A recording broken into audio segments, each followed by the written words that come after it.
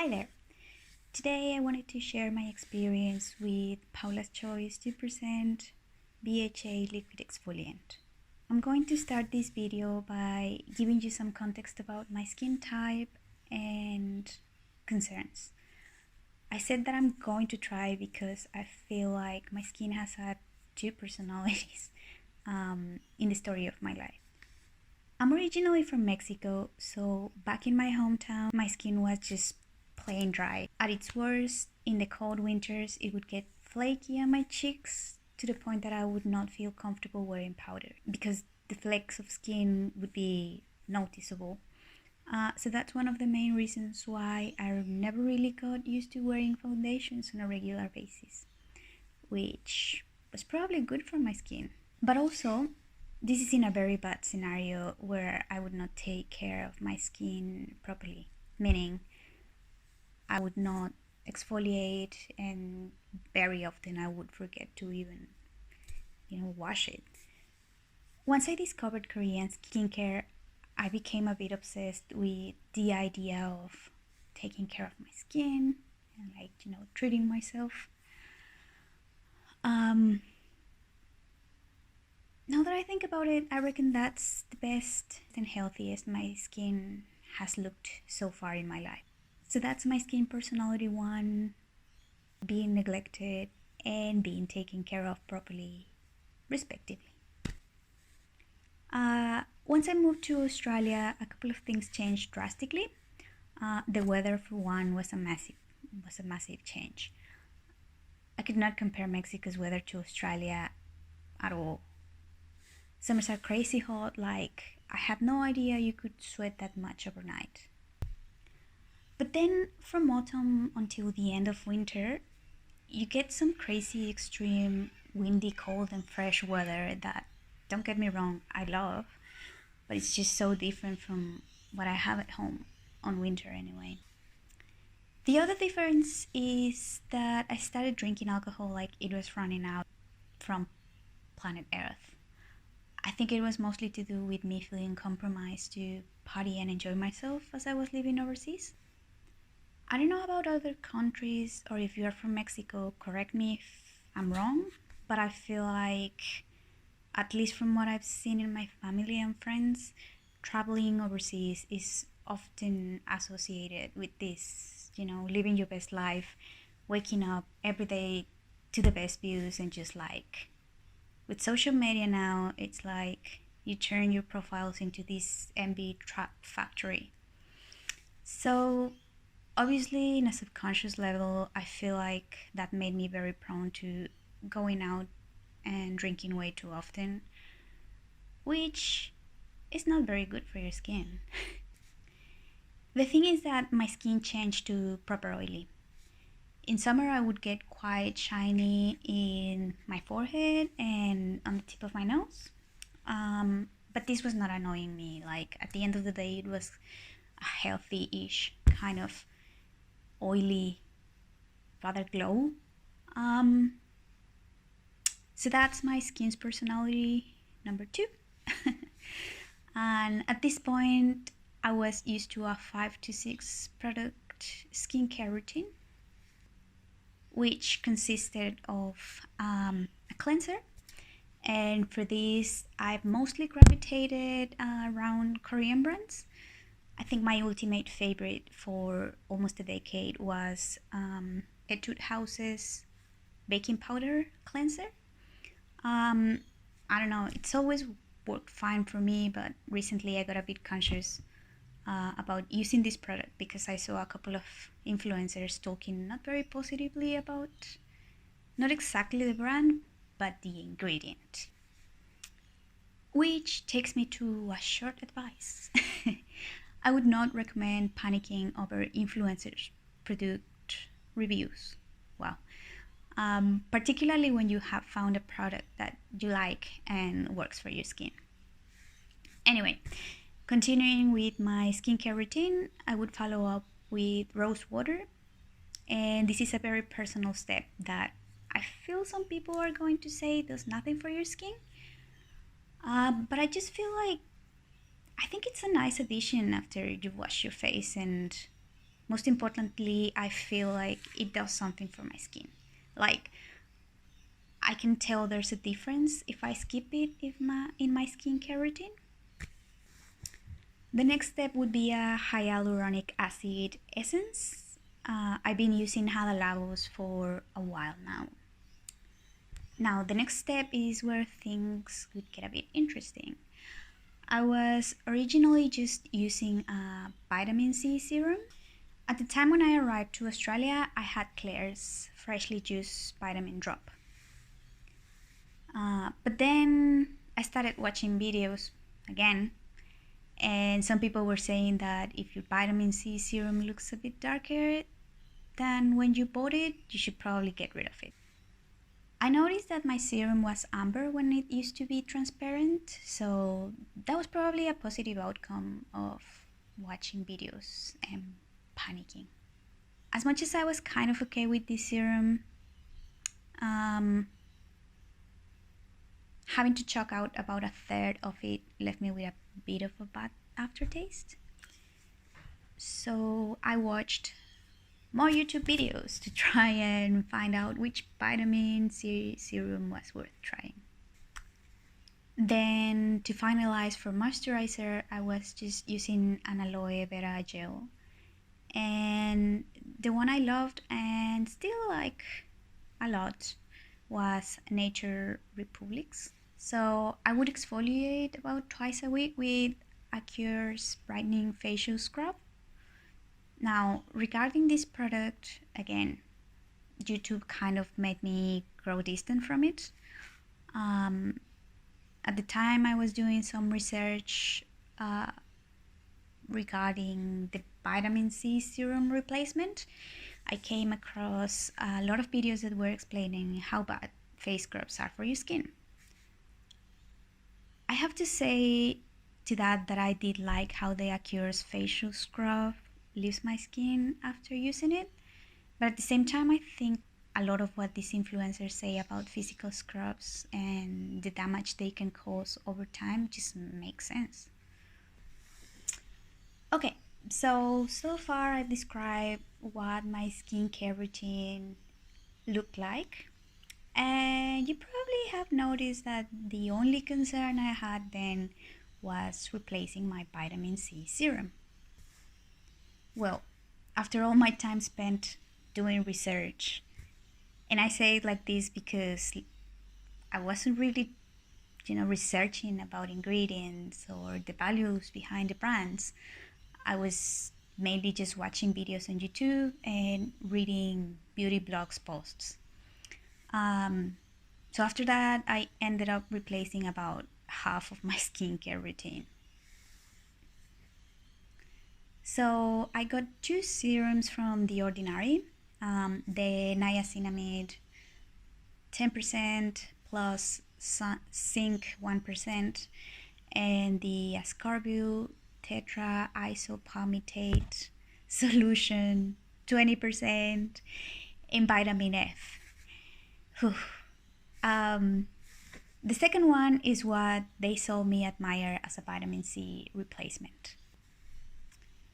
Then I replaced my Aloe Vera gel with the CeraVe's AM Facial Moisturizer. I also replaced my face scrub with The Ordinary's AHA 30% plus BHA 2% peeling solution. Yeah, you're right. The red one that's been hyped all over Instagram and YouTube and whatnot. So after my skincare routine makeover, my routine ended up looking like cleanser, same as before, hyaluronic acid essence, Hada Labo, same as before, vitamin C serum, the Ordinary, niacinamide serum, the Ordinary, the CeraVe's moisturizer, and then I would exfoliate with the peeling solution once every 2 weeks or so, but never more than once a week. And I would also wear sunscreen, the one that comes in like a deodorant kind of bar. Also, I ran out of rose water, so I had to take that out of my skincare routine just because I didn't know where to get more in Australia. Yeah, so that's pretty much how it looked. And this, I have to say that this skincare routine just ruined my skin. Hey, I don't know what it was. I started cutting out products little by little, and I think I ended up discovering that it was actually the CeraVe's moisturizer that was causing me to break out. So basically, I was getting a crazy amount of cystic acne and blackheads in this area of my face overall. Some in here, not really my T-zone, but it was just like my chin was breaking out like crazy.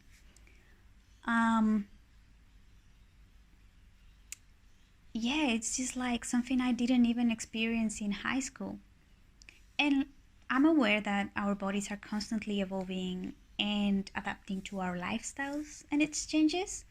So that's something to keep in mind. However, something about the cystic acne just didn't feel right, and it felt more like a reaction, almost like an allergy rather than a hormonal process or hormonal readjustment, if that makes sense.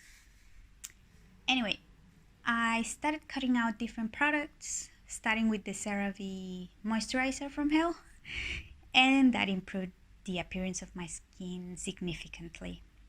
Now, I loved how the niacinamide serum left my skin looking, but somehow I feel like it was clogging my pores. Not as much as like in combination with the CeraVe moisturizer, but it was still clogging my pores. So I got rid of that one too and kept only the vitamin C. Then I discovered that the peeling solution wasn't even available in Australia. I got it from Princess Polly before they stopped shipping that specific product to Australia, which made me wonder why it wasn't available in Australia. Even when, you know, there's presence of the brand in Australia, like you can get any other product of the ordinary in Meijer or Priceline. It's just that peeling solution. So it turns out that it's due to Australia's high ultraviolet index that this product is not distributed in Australia, just like the way it increases your sensitivity to sunlight. So obviously I got rid of that too. So this led me to Paula's Choice 2% BHA Liquid Exfoliant. So I'm going to focus on that from this point. Paula's Choice was a brand that was in my wish list already. I had an eye on a couple of products and I really liked the way they seem more research-based rather than vanity-oriented in their marketing approach, in my opinion anyway. I bought the exfoliant about 4 months ago and started using it little by little because that's what they recommend you to do. So I started doing using it like once to twice a week. It was working pretty well. At some point I even felt like it was calming my skin when I had a bad pimple popping out. So I got carried away and started using it almost daily. But only during my evening routine. I don't know if it was just a bad decision to introduce this product during winter. Maybe it's also something to consider when trying out a new product. The thing is that my skin just got super dry, like even worse than in Mexico, even worse than personality, even worse than my skin personality number one. I would get red and patchy. I would get like little pimples and flakes. My forehead had a weird combination at some point of little pimples and flakes. And you can kind of still see like some red patches. I don't know if the camera shows, but yeah, it's just like, yeah. It was just awful. The worst moment, and this was the last time I used this product, was this one time when I applied it and it tingled my skin. That's how I knew it wasn't the cold weather or other products that were causing my skin issues. Now, the changes I did to my skincare routine that have helped my skin calm down significantly were, well, first off, I think this is a bit obvious at this point, but I stopped exfoliating. When I made my order at Paula's Choice, I got a free sample of the exfoliant. I didn't even get to finish the sample before my skin was over exfoliated. But it was lucky that I got that because I was checking their refunds policy, and apparently they are happy to offer a refund. Only in store credit though, given that it has been longer than 60 days since I made the purchase. So I'll let you guys know what happens. I swapped my foaming cleanser for something milder. I had Simple's facial gel wash cleanser. Then I reintroduced the rose water. I kept the hyaluronic acid essence. I kept the vitamin C serum, and I added Missha's Near Skin Total Ceramide cream. I have to say that the product that I feel made the most difference is Missha's cream. It's just so calming and rich. It only took it a couple of days, I think, to start recovering my skin barrier. I had it really bad in my forehead. I can still kind of feel it, but it's nowhere near as bad as it used to be. I'm just sadly finding out now that it's sold out everywhere. But I'm pretty sure that there are similar products out there, particularly in the Korean market. With Korean products, I always find like I just buy random stuff because they're in sale. And I just keep them in my cupboard, and then I go through my products, and then when I get to them, I always get like a very nice surprise because they're usually pretty good. I can't recall trying out a Korean product that I'm like, nah, it sucks. So yeah, I'm pretty sure we can find something else that works just as fine as this cream, or hopefully they bring it back, who knows. So what I learned from effing my skin up for about a year was that I shouldn't get carried away by the fear of missing out. You should probably consider the weather situation when introducing new products on your routine, particularly with the ones you've never tried before.